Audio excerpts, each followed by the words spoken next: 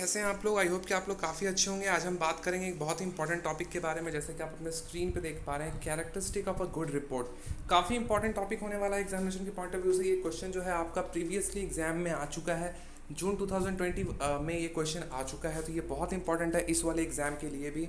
तो मैं चाहूँगा कि इस वीडियो को आप पूरा देखना ताकि आपको पूरी जानकारी मिल पाए, राइट। उसके साथ में कहना चाहूँगा कि आप हमारे प्लेलिस्ट को एक्सेस कीजिए, हमारे प्लेलिस्ट वाले ऑप्शन पे जाइए।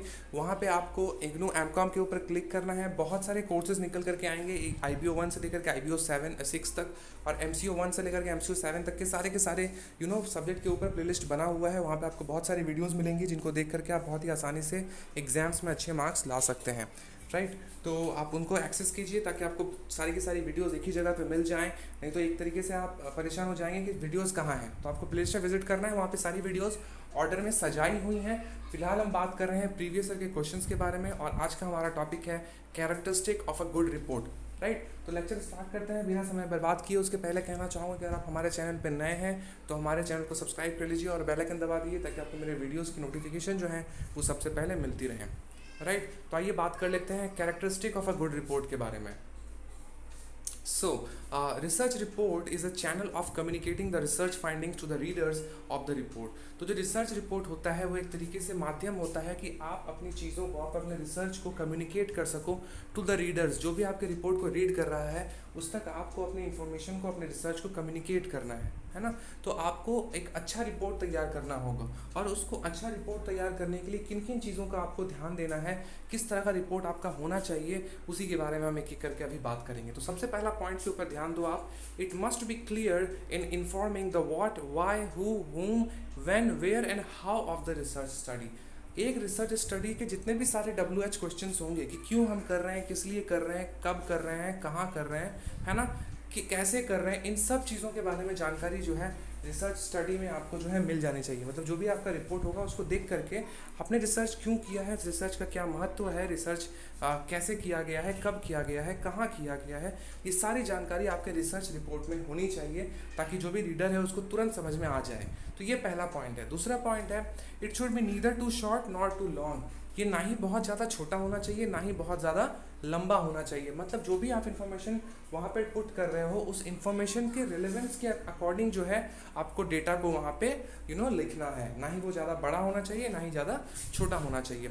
One should keep in mind the fact that it should not be long enough to cover the subject matter but short enough to sustain the reader's interest। ये समझना बहुत important है। बहुत अच्छी बात बोली गई कि ये इतना बड़ा नहीं होना चाहिए कि जो सब्जेक्ट मैटर है मतलब उसको समझाने में आपने एकदम उसको बड़ा कर दिया, ऐसा भी नहीं होना चाहिए। आपको उसको इतना छोटा रखना पड़ेगा, इतना छोटा रखना पड़ेगा ताकि जो रीडर है उसके इंटरेस्ट को आप बरकरार रख पाओ। जैसे कि मैं वीडियोस बना रहा हूँ तो मैं देख रहा हूँ कि बहुत सारे स्टूडेंट्स जो हैं वो 2 मिनट 3 मिनट देख करके, जो एवरेज टाइम है वो 2-3 मिनट का है, तो बहुत सारे स्टूडेंट थोड़ी सी स्टडी करके ही चले जा रहे हैं। मुझे समझ में नहीं आ रहा कि थोड़ा सा देख करके उनको क्या ही फ़ायदा मिल पाता है। अगर आपको सारी किसी चीज़ को पढ़ना है तो आपको उसको पूरा पढ़ना होगा, राइट। तो पूरा अच्छे तरीके से उसको समझना बहुत ज़रूरी हो जाता है।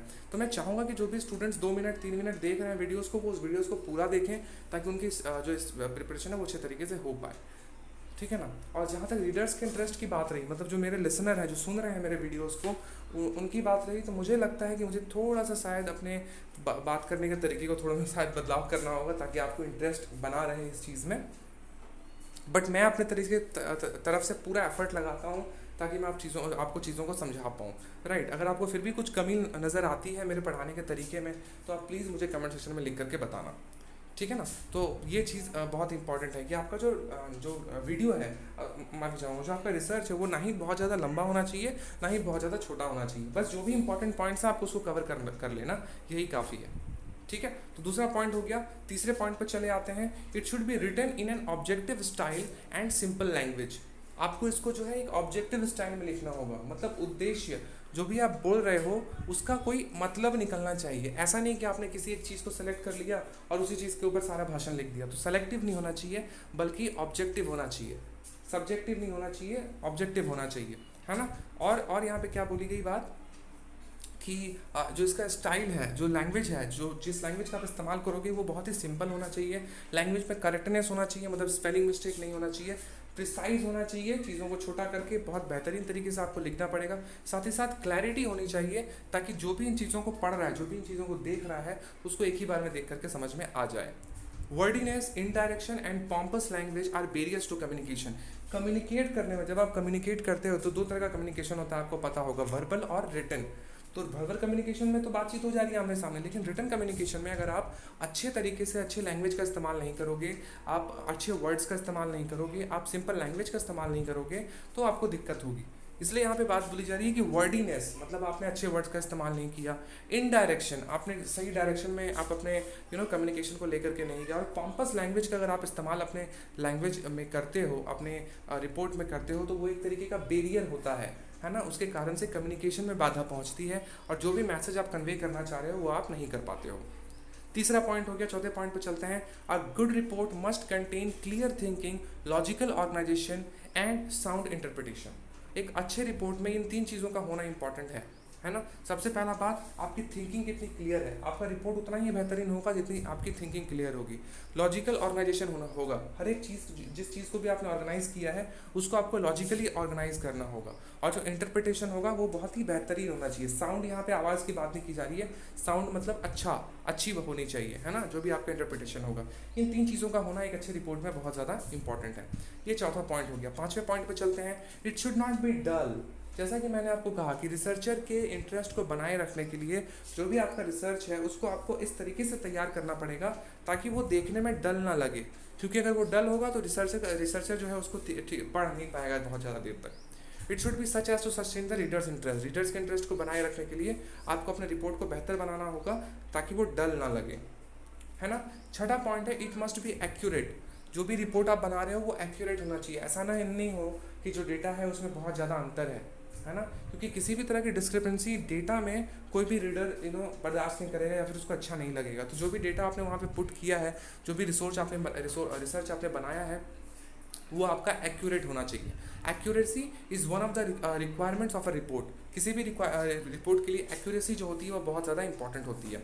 It should B factual with objective presentation, और ये जो है फैक्चुअल होना चाहिए, साथ ही साथ इसका जो प्रेजेंटेशन है वो ऑब्जेक्टिव होना चाहिए। Exaggeration and superlative should be avoided. किसी भी चीज़ को एक्सैजरेट करके दिखाना मतलब बढ़ा चढ़ा करके दिखाना, या फिर जो उसकी डिग्री है उसको चेंज कर देना। सपोज कोई चीज़ गुड है बट उसको बेस्ट बताना, कोई चीज़ अगर बेस्ट है तो उसको छोटा बताना, कम बताना, ये नहीं होना चाहिए। जो भी सुपरलेटिव्स आप इस्तेमाल करते हो या फिर चीज़ों को एक्सैजरेट करोगे, उतनी ज़्यादा आपको दिक्कत होगी, आपके रिपोर्ट में उतनी ज़्यादा खामियां निकलेंगी। तो एक्सैजरेशन और सुपरलेटिव्स को आपको अवॉइड करना है अपनी रिसर्च राइटिंग में। सातवां नंबर पॉइंट है, clarity is another requirement of presentation.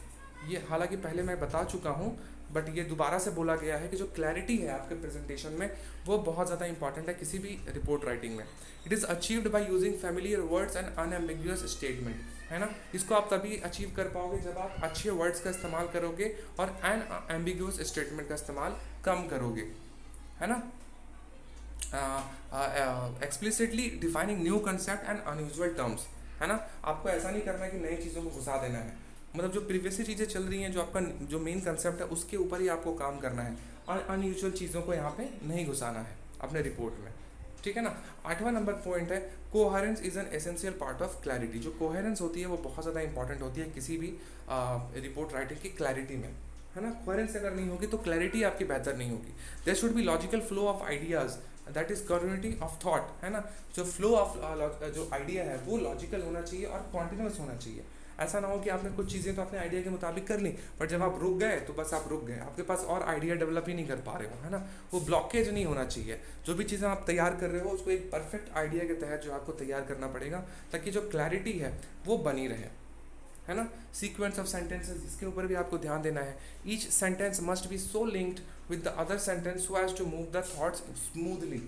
हर एक सेंटेंस को दूसरे सेंटेंस के साथ कुछ इस तरीके से आपको उसको बनाना होगा ताकि जो कॉन्टिन्यूटी है पढ़ने वाले का वो लगातार बना रहे। मतलब सपोज आपने एक स्टेटमेंट आम के बारे में लिखा और दूसरा स्टेटमेंट आपने लीची के बारे में लिख दिया, तो दोनों स्टेटमेंट तो मैच करेगा ही नहीं। पहला तो दोनों स्टेटमेंट मैच करना चाहिए, साथ ही साथ उसकी कॉन्टिन्यूटी कुछ इस तरीके से होनी चाहिए ताकि रीडर्स को वहाँ पे इंटरेस्ट हो, उसको पढ़ने में मज़ा आए कि भाई आम की ही बात हो रही है नेक्स्ट वाले पैराग्राफ में, लेकिन कुछ अलग तरीके से, है ना। तो ये यहाँ पे बात बोली जा रही है। Each sentence must be sole, ये मैंने बता दिया। 9वें नंबर पॉइंट पे चलते हैं। Readability is an important requirement, readability is an important requirement for good communication, है ना।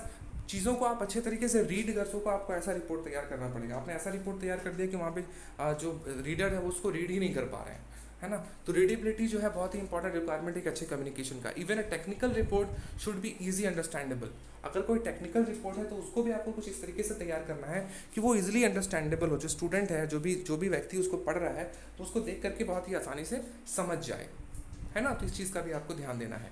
Technical should be translated into language understanded by others, है ना। तो जो भी टेक्निकल टर्म्स है आपको उसको इस तरीके से ट्रांसलेटेड कर देना चाहिए ताकि रीडर को भी वो चीज़ समझ में आए, है ना। अब जैसे कॉमर्स के बहुत सारे टर्म है वो देखना आर्ट्स वालों को नहीं समझ में आएगा, है ना, साइंस वालों को नहीं समझ में आएगा, या फिर साइंस वाले के बहुत सारे टर्म है जो कि हमें नहीं समझ में आएंगे।